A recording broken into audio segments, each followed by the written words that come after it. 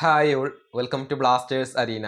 Kerala Blasters ഇത്തവണത്തെ ISLൽ പങ്കെടുക്കുമോ ഇല്ലയോ എന്നുള്ളത് ഉത്തരം കിട്ടാത്ത ഒരു ചോദ്യമായിക്കൊണ്ട് അവശേഷിക്കുകയായിരുന്നു.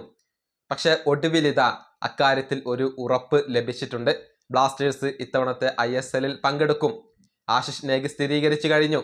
പറയാൻ കാരണം, ഈ ISLൽ പങ്കെടുക്കേണ്ടതിൻ്റെ ആദ്യത്തെ ഫീസ് അഥവാ ഫസ്റ്റ് ഇൻസ്റ്റാൾമെൻറ്റ് അടയ്ക്കേണ്ട അവസാന തീയതി ഇന്നലെയായിരുന്നു. കേരള ബ്ലാസ്റ്റേഴ്സ് ISLൽ പങ്കെടുക്കേണ്ടതിൻ്റെ പാർട്ടിസിപ്പേഷൻ ഫീ ഫസ്റ്റ് ഇൻസ്റ്റാൾമെൻറ്റ് ഇപ്പോൾ അടച്ചിട്ടുണ്ട്. 55 ലക്ഷം രൂപ ഓൾ ഇന്ത്യ ഫുട്ബോൾ ഫെഡറേഷന് കേരള ബ്ലാസ്റ്റേഴ്സ് അടച്ചു എന്നുള്ള കാര്യം ആശിഷ് നേഗി സ്ഥിരീകരിച്ചിട്ടുണ്ട്. 12 ക്ലബ്ബുകൾ ആകെ ഇപ്പോൾ പണം അടച്ചിട്ടുണ്ട്.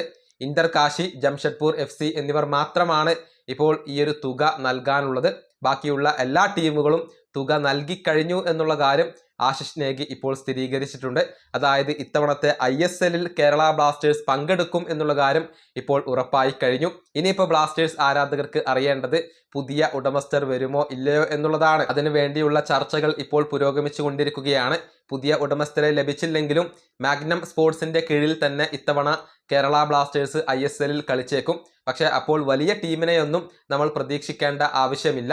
ചെറിയ താരങ്ങളെ വെച്ചുകൊണ്ട്, ചെറിയ സാലറി ഉള്ള താരങ്ങളെ വെച്ചുകൊണ്ടായിരിക്കും കേരള ബ്ലാസ്റ്റേഴ്സ് ഇത്തവണത്തെ ISLൽ കളിക്കുക.